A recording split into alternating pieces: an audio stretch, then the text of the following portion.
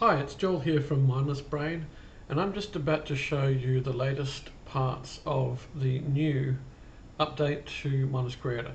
Now, what I've added a few different things. The main one is another material node called Grid Patterns. This is meant to be a simple patterning node that allows you to create basic patterns of various types in common shapes and sizes. So obviously the basic checkerboard grid is showing at the moment. Of course you can change the scale, how many grid areas you want. I could also change the size. Now this is a box that's inside the grid, so you can see change the size of the box that's inside the grid, and it alternates the colours in the grid. You can also do different layouts. This checkerboard layout, none layout is just all boxes. Corners layout is just the boxes in the corners. Edges is all the way around the edges. And you've got top edge, bottom edge, left edge, right edge. Center block is just a block in the center. Alt vertical is just like a checkerboard, but only alternates down the vertical side. So it alternates black to white, white to black, or whatever colors you've got. Alt horizontal, same, but horizontal goes across the horizontal, and cross draws a cross. So you can do that basically with any of the shapes, the pattern types. Box fade is just sort of fades out from the center of the box.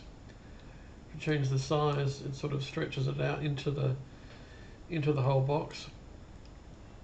In the future, I may make it so the shapes can go over the edges and they interact, but at the moment they just stop at the edges of each box area. Sphere, again, sphere is pretty much the same thing, except it's just more of a rounded sphere in 3D. Horizontal fade, just fades in and out horizontally. Vertical fade, same but vertically. I might change the layout to a different layout. Let's go back to checkerboard. Actually, that's a bit full on. Let's go with I'll go to checkerboard, but we'll make less checkers, let's say. So that's vertical fade. Donut produces like a donut sort of shape. Again, you can size these differently. Vesica is that kind of shape. Again, you can size all of these things. There's also an angle, which works on all the shapes, where you can reorient the angle of each shape. Square is just a straight square. The difference with a square, of course, is that it's always square, and it goes by the minimum size, whichever the minimum size is. So if you put that up size really high, it'll go by the X size.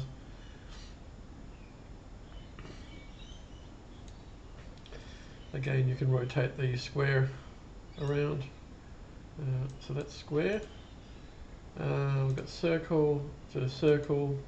Ellipse is an ellipse, but because the size Y is so big, so you can change the size X and size Y, and of course you can rotate around as before. We've got rounded box, so we've got a rounded box which we can size up to be, whatever we want it to be. And then we've got this corner radius now, we can round the box, and of course we can rotate the box. All sorts of fun stuff. Star gives you a nice star. Heart gives you a heart. Cross, there's a cross, but it has a corner radius as well, so you get that radius in there. You can change the size of the cross. Probably should make it so you can change the size of the block areas of the cross, but I haven't got that done. I haven't got that yet. X is this X, rounded X sort of character. You can increase the roundedness. Doesn't work so well. But yeah, you can eventually mess around to get what you want. Now let's go with heart. Now, again, we've got corners, let's go edges. So the heart's all around the outside. Now, you can do black alpha, which makes the black see-through. So this is good for if you want to place these hearts on top of another image. Just making it the alpha, it makes it easier to place the exact hearts on.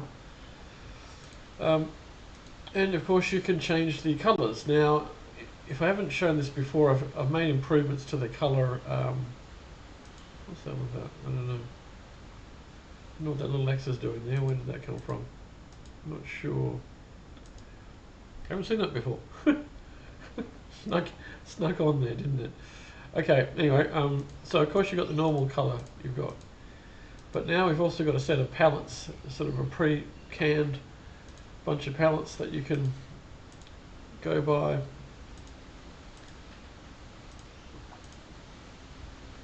Yes, that's bright. That's too bright. Let's make it like that. There we go. So we got palettes. We got the single color, individual color versions. We also got the same palettes, but they're turned into a gradient here. So you can select any sort of range from the gradient by clicking on the gradient down there. Let's go that way. Actually, what was it before? The blue. What's got this blue? Anyway, play around with colours to your heart's content. I may in the future make sections of palettes of different types of palettes, because there are a lot of different sets of palettes, like warm colours, hot colours, so on. So I may make a sectional palette, but at the moment it's just one long list of palettes. Unfortunately, I haven't got the colour adjust going yet, because this is supposed to have a bunch of colour adjustments to allow you to change the HSV, the saturation and the contrast and the brightness. Well, not the contrast, but the brightness and so on. Image is the same as it was before. I don't think you can do much with image. Let me just grab an image. Materials, let's grab an image here. Let's grab a brick wall image. Yeah, you can select colours off the actual image. So if you want to, unfortunately it's not applying those colours. I don't know why it's not applying those colours, but unfortunately sticking with the old colours. That's a bug. I'll have to fix that one. So that's the slightly improved colour selection box. So, and the grid patterns system. What other ones do we have? We've got, I think that's everything that I've added. Oh, that's right, we've got a material setup one now. So the material setup basically provides a bunch of basic values for your material. The reason this is here is you can actually set things like roughness and metalness overall for the material. So I can make this a shiny metal material, for example, just in here, which gets saved when you save the ultimate material. But when you do a sub-material like metals, for example, on here, that doesn't bring back the roughness and metalness. So it's a bit of a problem, I realized. So now you can actually create your own in setup. Setup just comes with a base color, and which is pretty uninteresting. If you mix alpha, you can mix with the color or multiply, which is going to look weird, I think, but yeah, but that's not really what we want to do, because we don't really need the base color in this case. In other situations you might, but we want other maps. So we want the roughness map. So now we have a roughness map, and currently it's just set to 1, and it is actually a texture map. It's a very small texture map that's set to the fullest roughness. So if I took this down, you can see how that roughness, becomes shiny now. So that is a roughness map. Now you could also do a metallic. Again, metal set to 0 here, but I can change it up to metallic. And that sets us to where we, as a base level for everything. Normally you wouldn't do normal or AO. You could do emissive. So if we put emissive, boom, there you go. Now you've got an emissive color across the whole lot. I don't know exactly why you'd want that, but there you go. That's very bright. Let's just try and go down in brightness there. But yeah, there's an emissive color. So maybe let's not do the emissive. And you could also do a height map, which gives you a base height, which is always set to 0, but you can raise that base height to wherever you want. So now you have, let's make the height half as high as it can be. So now we have a sort of grey, should be grey. Is it going to work? Well, the height doesn't seem to be working. Great. As soon as I show it, roughness, it's quite dark. We can see the roughness changes as I change the roughness. Our metalness map is white. We can change it to black and so on. And obviously our color. Well, in this case, the color is from the material, the pattern material. So yeah, so setup just allows you to set basic values for everything without having to deal with this settings thing. And as usual, we've got all the normal stuff. A lot of these have been kind of deprecated. Like, I should probably move these either off the list or down, because the base this one is a much better normal map. Now you can see what I might want to do is raise the grid, but so there we have our height map with a kind of raised. Yeah, what's this? Can we just? Yeah, it doesn't really do much, does it? The heart is not that great. Maybe the vesica is better. The vesica has a little bit of height about it.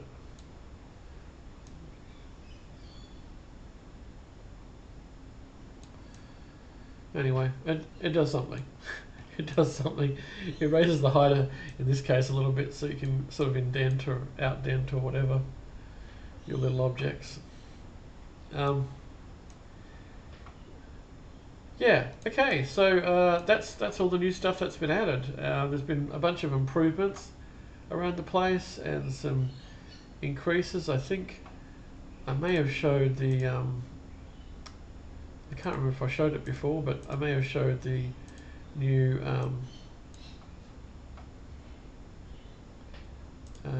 draw shapes. So this is the new draw. I'll get rid of that.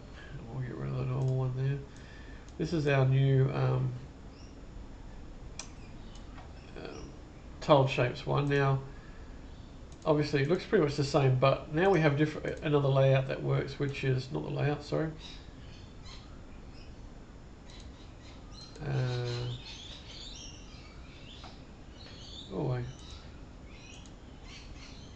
We've got variety, we've got random. Oh, I seem to be missing some of my layouts. Why am I missing my layouts? I'm not sure. No. Uneven. There's an uneven block one, which doesn't seem to be there. Okay, I'm not sure where that one's gone, but anyway, can't show you this either. Okay, that'll be enough for this video then. Okay, bye.